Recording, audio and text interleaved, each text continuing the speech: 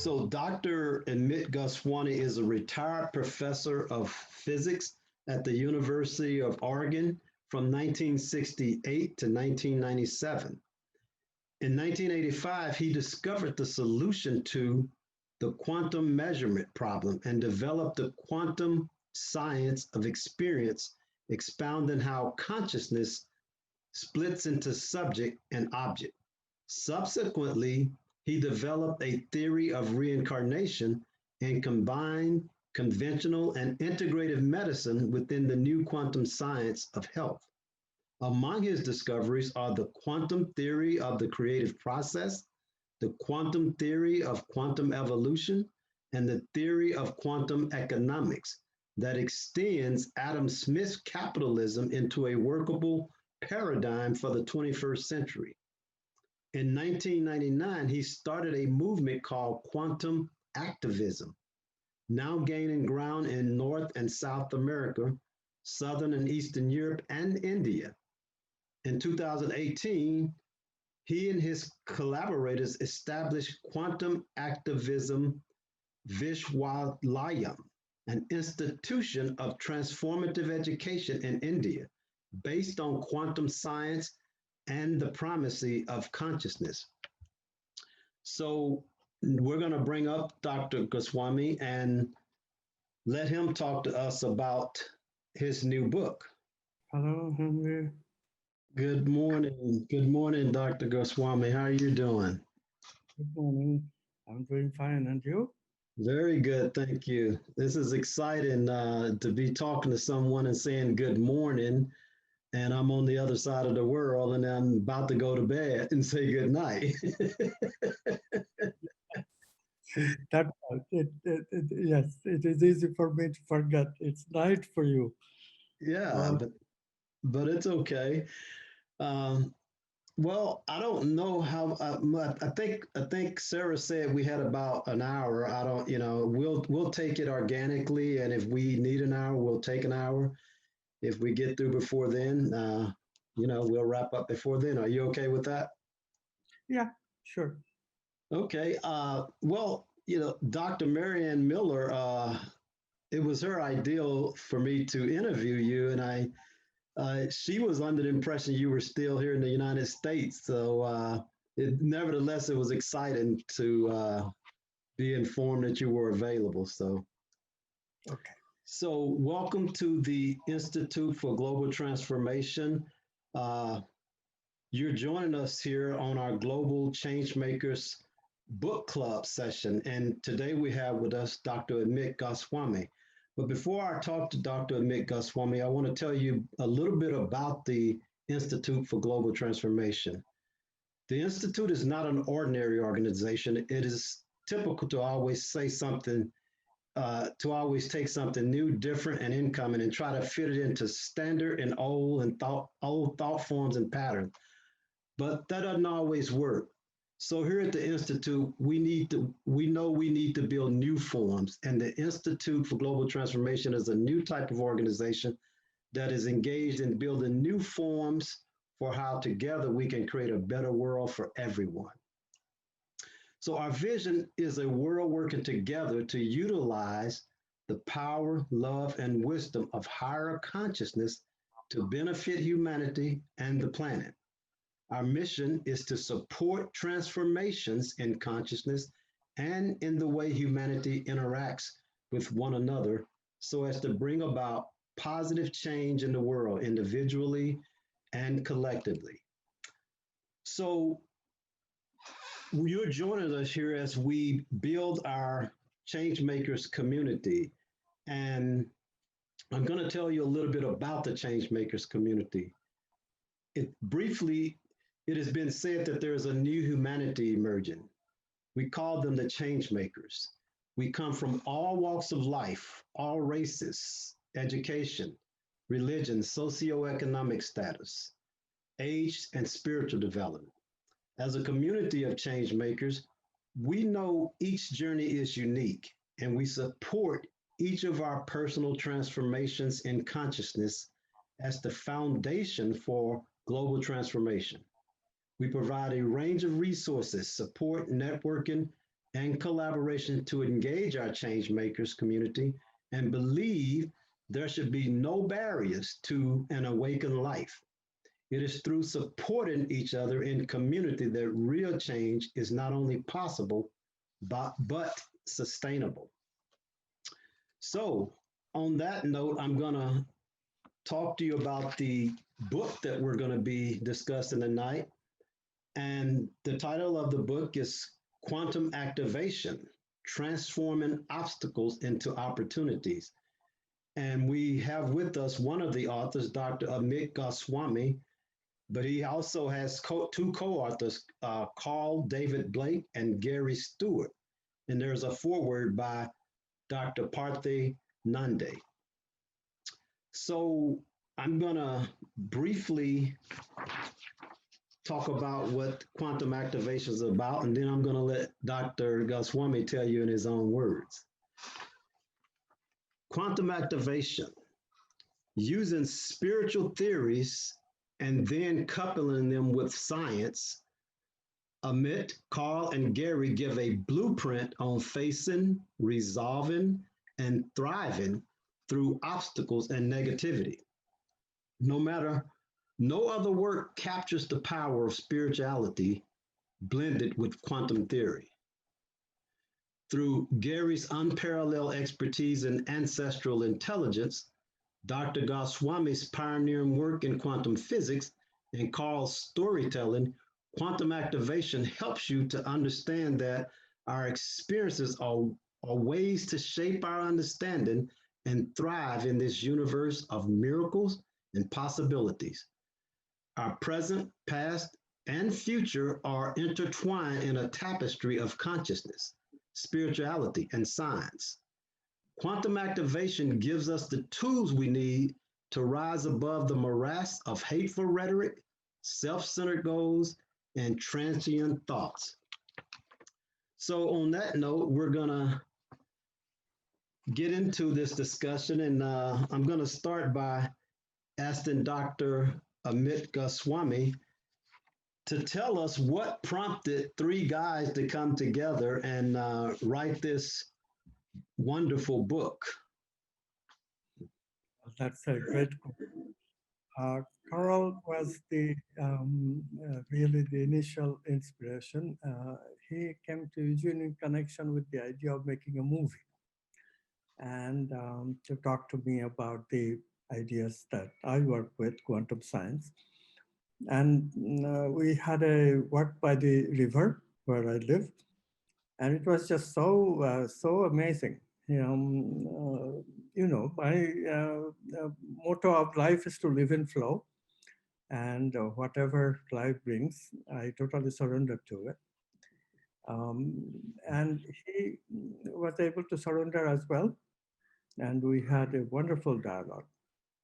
And that initially was just the idea of his movie, but eventually it led to a far greater change of views about the world and how to help the world. And Gary was also available. He's a very famous past life regression therapist specializing in family constellation therapy and really quite well known in his profession. And so he joined, and three of us conspired for 2 years before everything was finalized. It was a great adventure. Okay. Well, that's awesome. And well, I'm glad you guys, I'm glad all of you surrendered and followed that inner guide so that this marvelous book can come to us. Now, I have a question, and I noticed I did not read your bio, but I will go back and do that later. So one of the first questions I want to ask Dr. Goswami is, in the book, in the first part, you quote the mystic Rumi. You says, "Changing yourself changes the whole world." As Rumi, the great 13th century Persian scholar and Sufi mystic, said, Your task is not to seek for love or success, but merely to seek and find all the barriers within yourself that you Yes. have built against it. To get rid of the barriers, you must change. So talk to us a little bit about that. How do we rather than try to change the world, go from to focusing on changing ourselves, and how does that ultimately change the world?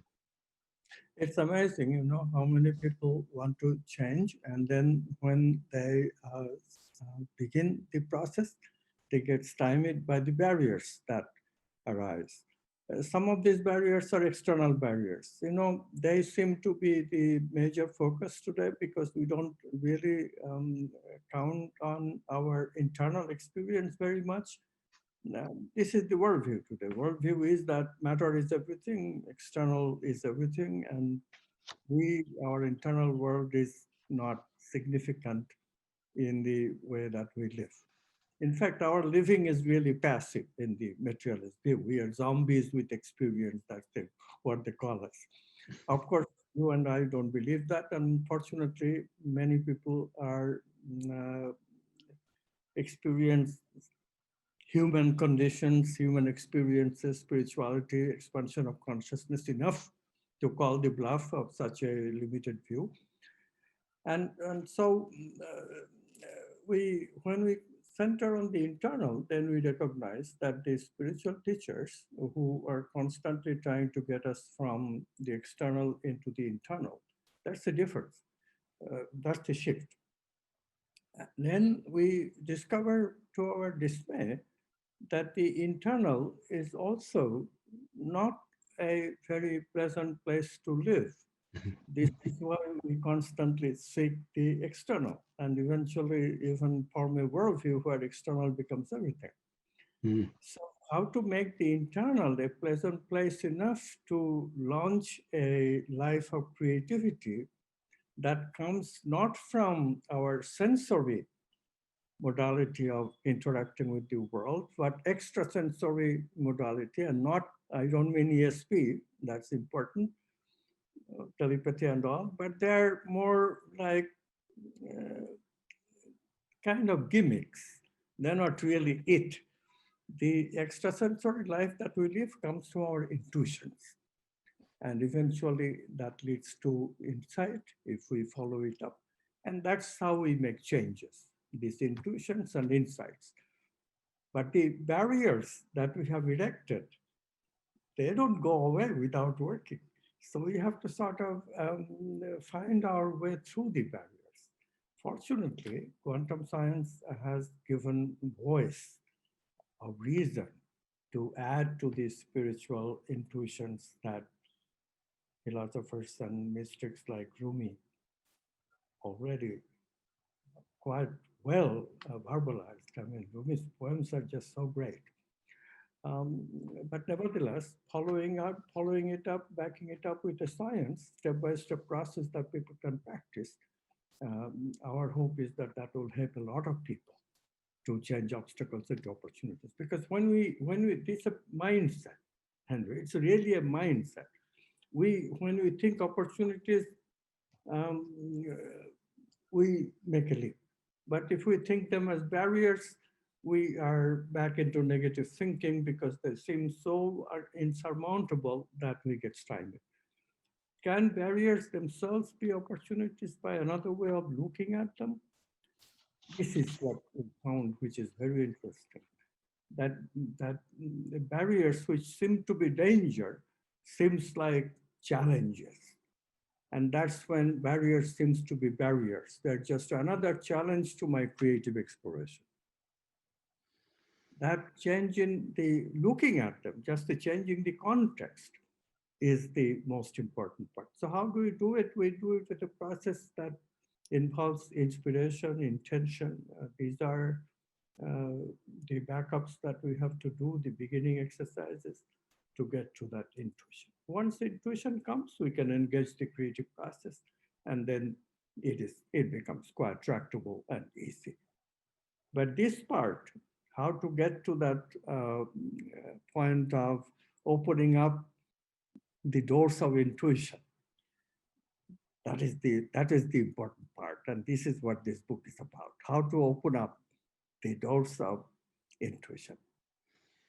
Well, that's interesting because one of the first points, right after the opening, talks about your point of power. Now, does that point of power that you refer to, and it talks about the mind, I suppose, does that have anything to do with us getting to this point of developing our intuition?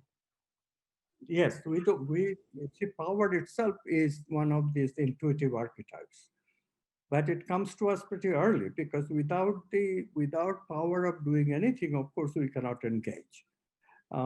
So, but power initially appears to be a very Newtonian style of power, physical strength, domination. These circuits are built into the brain. The opposite side of power is being dominated. So when we start the inkling of power, for the first time, we feel that maybe I don't have to stay dominated like this. This is the awakening of the power archetype in us. But it is still not fully awakened because I don't have the power. I don't feel it in the gut. I don't feel it in the brain either. I think it, but that thinking is still a first step. It has to be done. So once that is done, this is the level that you are talking about, then we begin the process of how to activate this power that wakes up, this power when we realize that it is really our choice. We have chosen to be negative, we have chosen to be dominated by our brain, by our evolution. We don't have to, we have huge potentialities to explore and manifest and embody, and we can change. And then we can really have what personal power is about. So it's in a way, it is, yes, it is the awakening the power within us, power where we see clearly that we can do anything possible within the scientific boundaries with which the world works. We can do anything. Well, you've said a few things that I want to ask a question about. So, a couple of things you said. When you're talking about the obstacles and the barriers, so I want to ask a question about that. I want to go back to that again. But then you mentioned something in there that I myself has been doing study on since I visited Egypt in 2011, and that's the archetypes, the world of the archetypes. And it's quite interesting, Dr. Goswami, because I mean, first of all, I came across you years ago when I saw you on What the Bleep Do We Know? But when I connected with Marianne, I revisited some of your material, and I heard you talking about this thing archetypes, and I heard you connecting it with life purpose, and I lit up because that's what I've been doing my work on, and so it just really inspired me that someone that with a quantum physics background saw this connection with the energies of the universe that we refer to as Carl Jung referred to as archetypes, our collective unconscious, and connects them with life purpose. So, and again, this is a two-part question. So talk to me about let's first talk to me. How did you come upon this archetypes? Because I even heard you say that if there are three dominant archetypes, once you figure out, you call it your dharma, your direction, you're going to be guided by three dominant archetypes. So talk to us about that a little bit. Okay, this is the most important part of the journey, finding our archetype, the archetype that we have chosen to explore, because that brings bliss in our life. The archetype, the concept originated in the Upanishads in India. These are attributes of that oneness that is the ground of all being. This oneness in religious traditions was called God, and that's an unfortunate choice of a word because eventually many people now, today, even today, I mean, in the scientific age, people think of God as a person. And this is a very, very, very unfortunate mistake. God obviously cannot be a person, but it is not so obvious to many, many people. So what happens is that we have given our power, these archetypes, to God, and we have distanced ourselves from these archetypes. But these archetypes are the basis of what that oneness wants from us. We are all a manifestation of that oneness in individual body, brain. And there is a purpose to human life. The purpose is to take life itself further and further in the exploration of all that is potential in consciousness. All the potential it has got to manifest through us, because that's how that oneness can act. If we lose sight of what is coming directly from the oneness, not from one of its attributes as well, which is the material hardware, that's how consciousness manifests itself. It has to have a base in which to manifest. Material hardware is nothing but that. And of course, stimuli are constantly coming from that too. And if we get sidetracked, we lose track of what really our purpose of life is, what the meaning of our life is. And that's where the problem is. So when we wake up to the archetype, first thing is to recognize that the archetypes have always guided our civilization. Right now, today, all of our profession is based on one or other of these Platonic archetypes. The Jungian archetypes are a representation that our ancestors made in a previous anthropological era, perhaps the one before this agricultural era. People say it's the era of the garden agriculture. But what is important to realize is that what Jung discovered is really a rediscovery of the Platonic archetype, which is rediscovery of the archetypes of spiritual tradition. Jesus talked about it. Uh, all the Hindu treatises talk about it. Buddhist treatises talk about them. The Judaic Kabbalah talks about them. So archetypes, once recognized, what are they? There are 9 important archetypes. Abundance, power, these are the archetypes we begin with, but they can be very easily misread.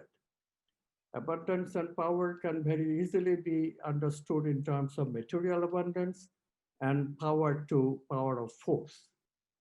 This is very Newtonian, only object. But then once we discover the next archetype, love and goodness, then our perspective changes. Love includes another person. Goodness includes many other people. In this way, we recognize that power is something to be shared. Abundance does not come to us unless we have the ability of sharing it. Otherwise, abundance and power only constricts our consciousness because we hoard it for our personal aggrandizement. But really, who is hoarding will die eventually. So hoarding is just such a meaningless concept. And yet it attracts us so much until we discover love and goodness. And then that discovery takes us to the transformational relationships. And once that happens, the next archetypes are truth, beauty, and justice. And the final archetypes are wholeness and self. Those 9 archetypes. And each of these archetypes can take us towards fruitful exploration of life in a purposive way. And how to do it is this changing obstacles into opportunities. And how to engage creative exploration of these archetypes. So when you mentioned archetypes, that is the essence of whole human journey and the book. What do we activate? We are activating the archetypes in our lives. That's powerful, and I appreciate that because that's one of the things that I try to reduce to a sort of an assessment type. But it's good that you talk about it in your work because it's one of the things, as you said, if one lose sight of the whole, as many refer to as God, if one lose sight of that, there's always those individual energies to draw upon. So I'm going to ask you about obstacles because, again, the book is turning obstacles into opportunities. And somewhere in the book, uh, it says here, you'll know you've arrived when you see obstacles as a gift. And interestingly enough, that's something that recently dawned on me. And I get it, but I would like for you to talk to our audience about how will we see obstacles as a gift? Yes. So I'll give you a personal example first and then deal with the science of it. So a long time ago, I got married for a second time. Of course, I thought I was in love, and this woman, a marvelous woman, she threw water on it. She said, when I proposed, she said, first thing she said, I will marry you. So no doubt in my mind, okay, she will marry me. But she said, but you should know I'm not in love with you. I love you, but I'm not in love with you. And I, physicist, what is love but sex? So I just completely poo-pooed the sentence, did not understood it, did not understand it. Later, she continued in that vein. And whenever I would say, I love you and try to get her into bed, which is what I want, she would say, but your words are just words. You don't love from your heart. And, initially I just saw these things as obstacles to my desires and huge obstacles because, I'm not getting my way and I didn't want to dominate. I was not foolish enough to do that. Right. And this is a strong woman. I could not dominate anyway, even if I wanted. Then wake up. So I did not go that route. Uh, I asking the question, okay, what does it mean to love from the heart? I have no idea what heart means. Looking at my work now, to imagine that is even hard for me. This was a And long time ago. opportunity at that moment when I realized that, okay, I have to discover the heart. So unless she challenged me with those things, which made no sense to me, which initially and seemed like a huge barrier to this relationship, I could very well say that, okay, this woman is not for me, move on.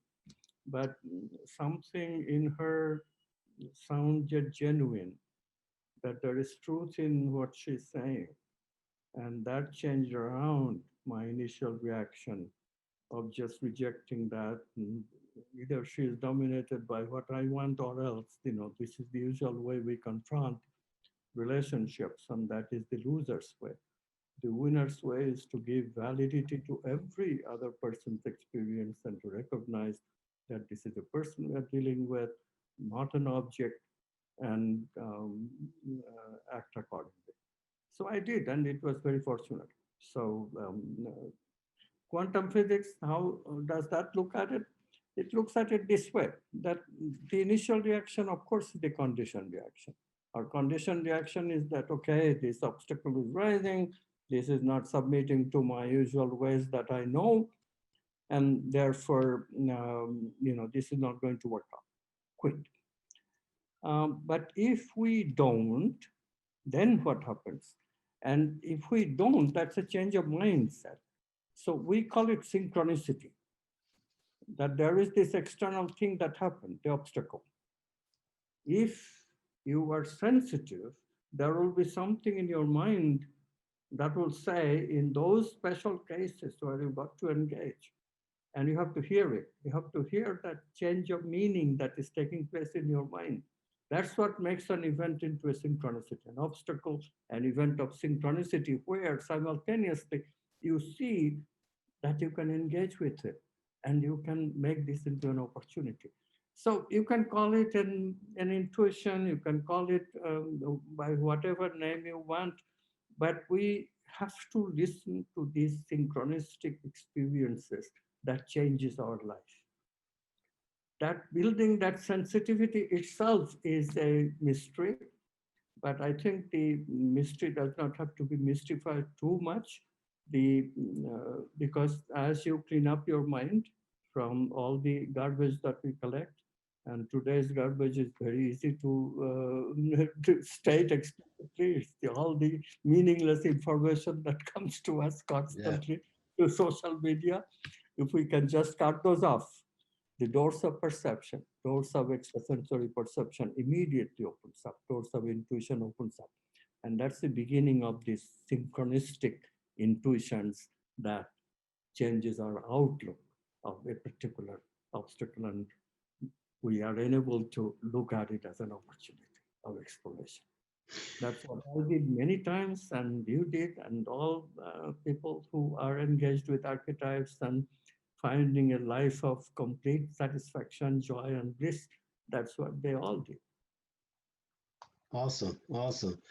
So you said that's what they all do. So uh, you, on one interview, and I think I saw it in this book, the name Dr. David Hawkins was invoked.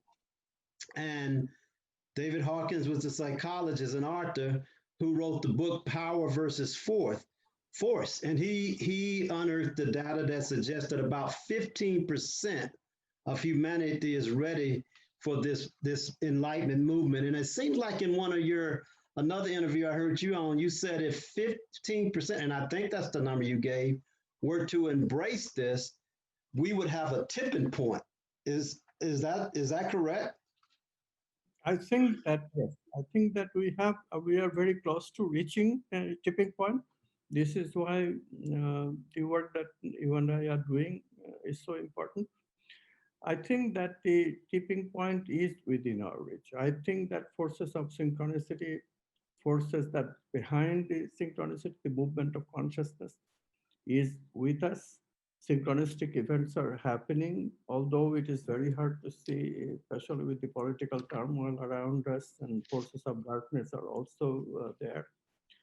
But forces of darkness, you have to transform into doors of opportunity. Those are the ones that enable us to look at the dark side of ourselves. We have to recognize that we are not perfect beings, far from it, and let the dark aspects, let them surface, and engaging with them, not in an unfriendly way, but in a friendly way, seeing them as opportunities to inspire us for the exploration. And in that way, because they are also part of consciousness, they're in a sense, they're helping us to see that the difficulty is in us, the way we have set them up as barriers. They're not really barriers. They're trying to get that heroism out of us, inspire us into the hero's journey. Otherwise, we just become meek people, not able to do anything. We sleep. Then we just follow leaders, and leaders can take us anywhere from for their perspective, and that's the way the world of conditioning works. And we have surrendered to that kind of human history throughout history. No, I mean, it's just a tragic history. If you read history from consciousness point of view, uh, there are civilizations, but every time we have managed to destroy those civilizations. Look at America today. I mean, we had pinnacle of success in the 70s and 80s. How could we come to this? Yeah. Yeah. Right. So that tells you that the power of the dark forces is enormous, but we have to change the perspective. We must not think that we are perfect and they are bad. This is the wrong thinking. No, they are telling us that we have to correct our ways as well. And if we correct our ways, see these synchronicities in how the dark forces engage with the forces of light. And we have the choice of not being dark. also and engaged by force. This is what was talking about in his book. Great book, by the way. Quantum science makes it very clear. Look, we choose. We choose to label something as oppositional, as the enemy, or we choose that this is a friend in disguise. We choose. So it is our choice. So this is the difference between Newtonian change and quantum change. Newtonian vehicle of change is always force. I try to dominate you. If you're more powerful, you will dominate me. You don't work. For flight or fight. And fight has two consequences. I win or I lose. This is the Newtonian way. Quantum way is totally different. In quantum way, you have a choice, I have a choice. We are both human beings, conscious beings. We both have choices. I cannot force you to change your choices, but I can persuade you. I can discuss with you. I can love you in spite of you having a different choice. And this is the way of quantum physics. This is the power. The power that we are talking about is the power of persuasion, the power of cooperation, the power of friendliness, power of never making anybody into an enemy. That power, power of love. The power of love. I'm glad you said that because I was just thinking. So this morning I did a meditation and it occurred to me that sometimes I was trying to understand why I get disappointed with individuals or and the word disapproval came to me. And it occurred to me that I can no longer, because of a person's actions, adopt this mindset immediately of disapproval. I have to reach toward understanding. So, can you connect the can you connect love with understanding and how we can use that to change our worldview, basically about anything, person, obstacle, or situation we encounter? Yes, I think that if we look at, and love is nothing but inclusion. How does love happen? Just look at it. I mean, imagine you having sex and then you have this moment, you have orgasm, and there is a tendency to turn over and go to sleep, but you didn't. Instead, you started cuddling your partner. What happens? Your consciousness expands, and all of a sudden, these thoughts start coming. I care about this person. All of a sudden, these feelings in the heart flares up and says, "This is a wonderful person to be with." And that is what we call love. The archetype is coming, it's expanding our consciousness. We have these new thoughts and new feelings. So it's a difference of just turning over to sleep versus turning over and cuddle. That's the choice. We every moment we have the choice of engaging with friendship and cooperation or engaging with enmity and force. Which one are we going to take? One is going to keep us ignorance of sleep, that is going to continue, and the other is going to open up the expansion of consciousness and the archetypes. It's moment to moment choice, Henry. I mean, this is the human life is about. We have to choose correctly. You have to know how to choose correctly. And we have to use our power to empower others who have not discovered the secret yet. Hmm. Speaking of that, that's wow, that's powerful what you just said, and I love that, particularly as a life and business coach. Uh, so in the book, it talks about the common core, and I don't know if that's your topic or Gary or Carl's, but it talks about how our school and the education system is dumbing down. What I'd like to know, and maybe this is an opinion of yours, but or maybe you're working with some groups, will quantum physics or when will quantum physics be introduced into the schools at the elementary level, the primary level, the secondary level, so that the kids, because the kids, as you know, they're already intuitively embodying this. So when will the science change from the Newtonian model in the school to when will quantum science be introduced? This is such a good question, Henry. I mean, look, when we look at the situation right now, political situation, social situation everywhere in the world. It's not just America, everywhere. We find constant confusion and confusion about morality, confusion about our life, confusion about meaning and purpose of life. Because, a substantial part of scientists have voted for a very myopic dogma that everything is material, we are machines. So when, there is a good reason why science has no credibility today. We blame people for conspiracy theories and like that, but science started it. This is the biggest conspiracy against humanity, to declare that human beings are machines. Their spirituality has no meaning, moral values have no meaning, character has no meaning. It's all just machines playing with each other as programmed by external stimuli. There's no such thing as intuition. So people react. They cannot believe this because they have more belief on their experience, more power to them. Unfortunately, the education that they get in our schools do not teach anything. I mean, the grade school education has now become such a total failure. People don't even learn to think. They're really dumbing down. And teachers are avoiding their responsibility by allowing them to engage with social media much more than with books and concepts and creativity especially. So the curriculum itself is loaded with information processing.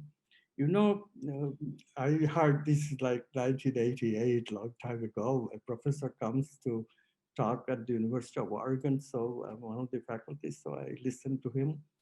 And this is the first introduction of this informational education. He said, you don't have to read Plato, but you have to know about Plato's Republic, the book name. That is important. Informational education. All you need is Plato wrote that book, and that makes you an expert into knowing about Western civilization. That's what he was selling, that we must have that basic knowledge. He gave a whole list of books that people should know is the basis of Western civilization. So this is what we started doing. We gave completely meaningless education. How do quantum physics comes in? Quantum physics talks about consciousness.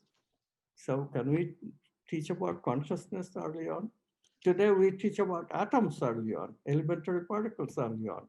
They are also very difficult concepts for young kids to understand, but they get it that you break down something. Can they get it the opposite? That if you integrate, you get more expansion of consciousness. Can they get that? Yeah, of course they can get that. Of Can course. they get the concept of infinite potentiality? Of course they can get. Yes. They're taking the idea of reducing, then what is the integration is just the opposite of reduction. If we go towards, strive towards wholeness, we go on, go on, go on, go on, what we end up with? We end up with infinity, right? And that infinite expansion of consciousness gives access to infinite potentiality. There are more subtleties here, and those subtleties, of course, they will learn later. But just the basic idea of consciousness, that it is not the very personal, me-centered consciousness that we begin to experience with very ignorant education. It's not that. It's much more of that enchanted consciousness they experienced in their early childhood. And this is also where parental responsibility comes in. Parents likewise must open their kids to varieties of experience, not just into experiences that constrict consciousness. Unfortunately, today the demand of jobs, etc., like in Japan, they start training people with learning alphabets, arithmetic at the age of 3 because they're afraid otherwise the kid would not be able to go to a good school. And without a good school, they won't be able to get higher education, and so on it goes. So they are destroying that childhood, enchanted childhood that people live, that our romantic poets wrote about. Everyone who is greatly successful can be traced into a childhood which has some enchantment, this expanded consciousness experiences, that the world is really one thing. Like Einstein, a 5-year-old child, his father gives him a compass when he's lying in a hospital bed.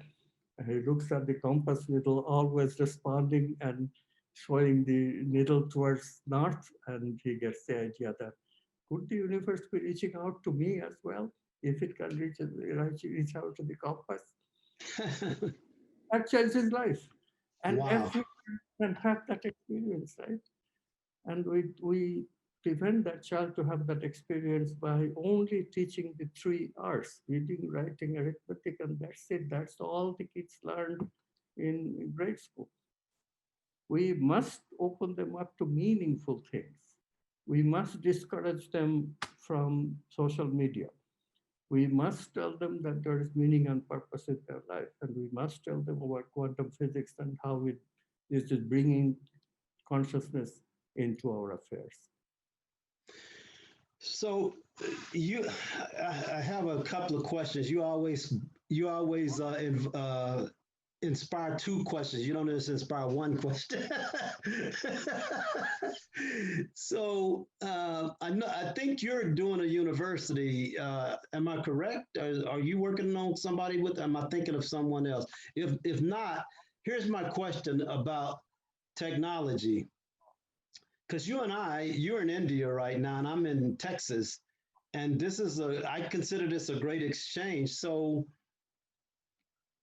and by the way, I have a degree in technology. So my question is, how do we though, because I don't know about you, but I don't know if I see social media going away. So my question is, and I don't know if you've given thought to it, how can we use the tools, but infuse the tools with the concepts of love, the concepts of quantum physics to engage the kids to go beyond the basic, what you call common core education? Do you see that as being possible? Yeah, I see it as being possible, but we need really inspiring teachers. Yeah. So it is why I have gone ahead, and even with my friends and I have very limited resources, but we have started a transformational education university. Yes. We doing masters and PhD. Our job is to train teachers who will bring meaning and purpose into education, into healthcare, into business, everywhere that counts. This is the only way. Martin Luther King knew, and therefore some changes came. Gandhi knew, therefore some changes came. So similarly, the leaders who knew, Henry Thoreau, he knew, and therefore some changes came. So changes come only when people dedicate their lives to not only him, but empower others. That empowering others is the most important thing. If John Lewis did not inspire you, would you be here? This is the kind of question you have to ask. If Gandhi did not inspire me, would I be here? So these inspirations come from teachers who have empowered us. And recognition of that, we pass on that baton, and we also empower others, as many as we can. And that way, kids will eventually get the benefit of these enlightening teachers. Because, go back to Rumi. He also said something that unless you be the change, you cannot change the world. You have to walk your talk. And this is what we lack today. When a child sees that his teacher also, every time he is telling me to do something, he is also consulting his cell phone and social media, then the child does the same thing. Children are great imitators of adults. They see adult behavior, and that's what they imitate. That's what they accept as the right behavior, because they are trying to be adults. So we must present them with actual examples of how an adult can live a meaningful and satisfactory life instead of a meaningless and trivial pursuit life. So this is very important. And until that happens, we just have to wait patiently and build the teachers of the future. I understand that that's what you are doing with your institution, and that's what I have been doing. It's a slow process, Henry. I mean, that cannot be helped. Human transformation occurs very slowly. but it is 15% now. I mean, that's a huge number. Remember, in the olden days, if you go through the history, just very few people have made impact on the world. How we are here is itself the greatest miracles you have seen of how things work. But nevertheless, we are here. And if we can do this movement that we are doing today, this is, of course, not part of politics. It cannot be. We can only hope that the politics will be relatively benign, so not affect us. So we can do our work and let them do the garbage work. That's fine. But this is where the real work needs to be done. This is where that people will be empowered to change obstacles into opportunity, activate their power, and change the world to explore further and further realms of quantum potentiality, further and further realms of human knowledge and wisdom. So yeah, that's it. You're right. So I'll tell you, I want to give a correlation. In the book, you talk about an electron and the ability of an electron to jump between orbits without going through the space in between the orbits. And somewhere along the way, you refer to that as transformational creative thinking. So I think that's the key, Dr. Goswami. But the question is, how do we go from one level, if you will, of consciousness and do a quantum leap, and particularly in this time when we're in the middle of a global, what's perceived as a global pandemic, or we are in a global pandemic. I'll say that. And most people's consciousness are, suppressed. They're depressed, suppressed, and so how do we come out of this and have that quantum leap? Yes, agreed. These are great questions. But also, you have to notice at the same time, this pandemic, why is it that uh, women get about 50% less affected than men in with coronavirus CVD-19, this particular variety? Why?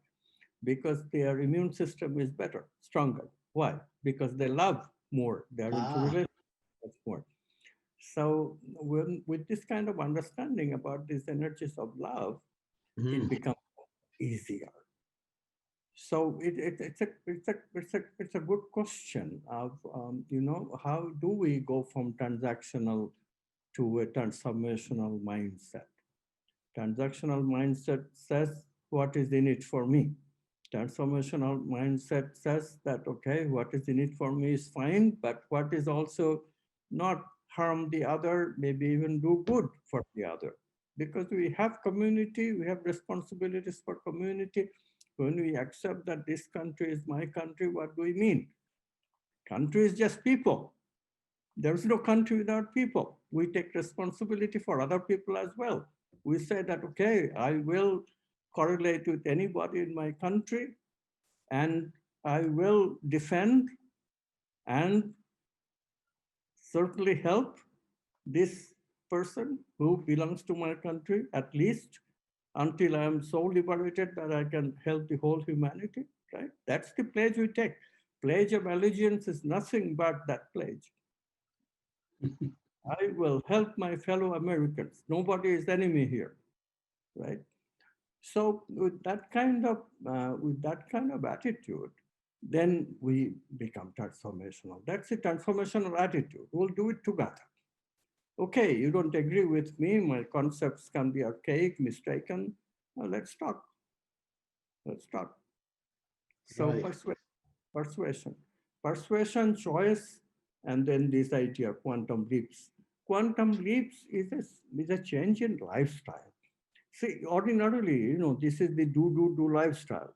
Move on, move on, move on from one stimulus to another, to another, to another. That's what social media is about. Always exciting things. This is happening. What is happening today? Okay, let's go into it and write inane comments about it. Never do anything about anything. Just that idling processing of information. Do.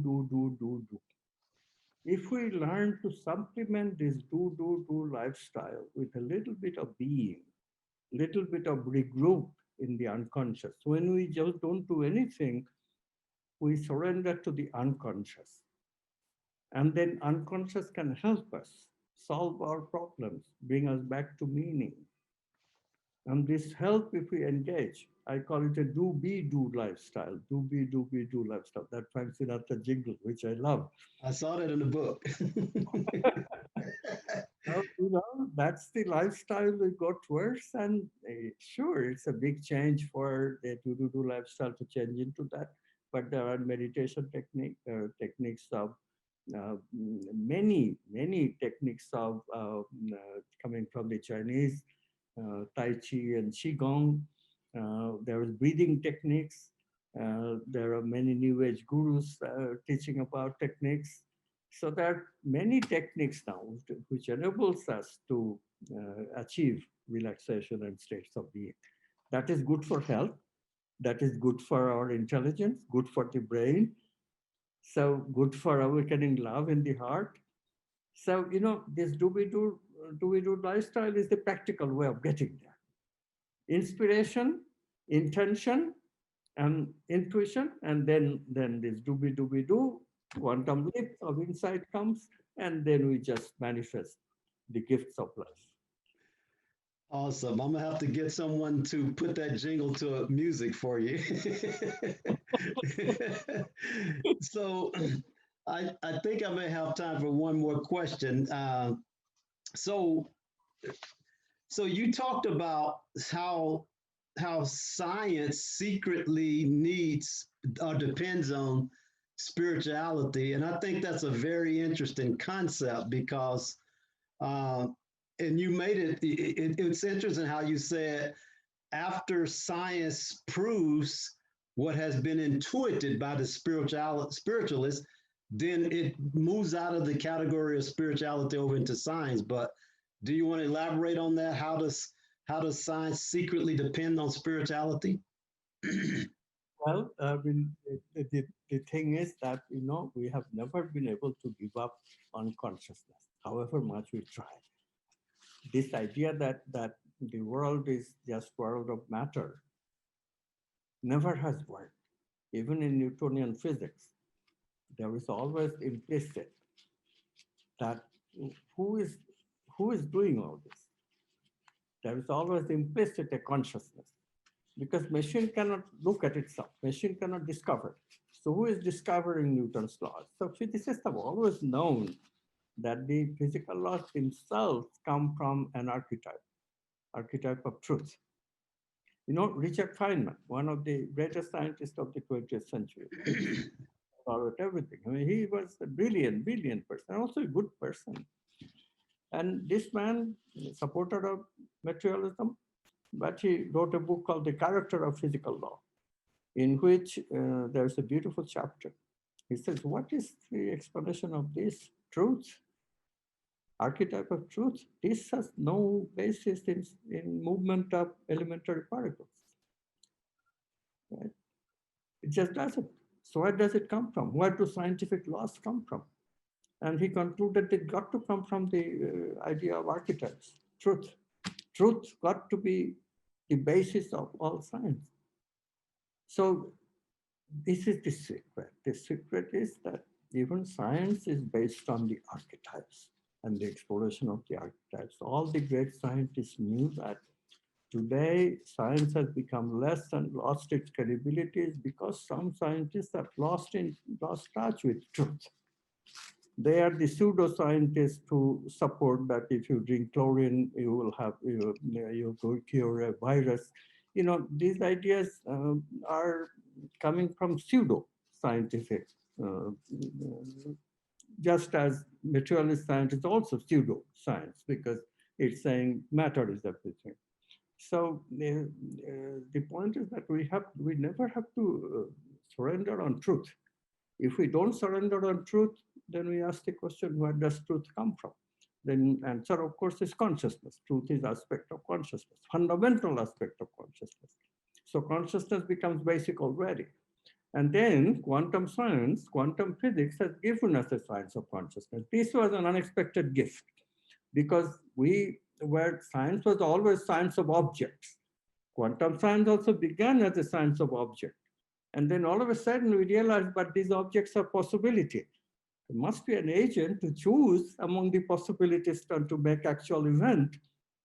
That is the breakthrough. That's how consciousness enters physics. That's how consciousness enters the world. It enters the world through us using the principles of quantum physics. That is as simple as that. Once you have that discovery, you can go on and do the rest. Wow.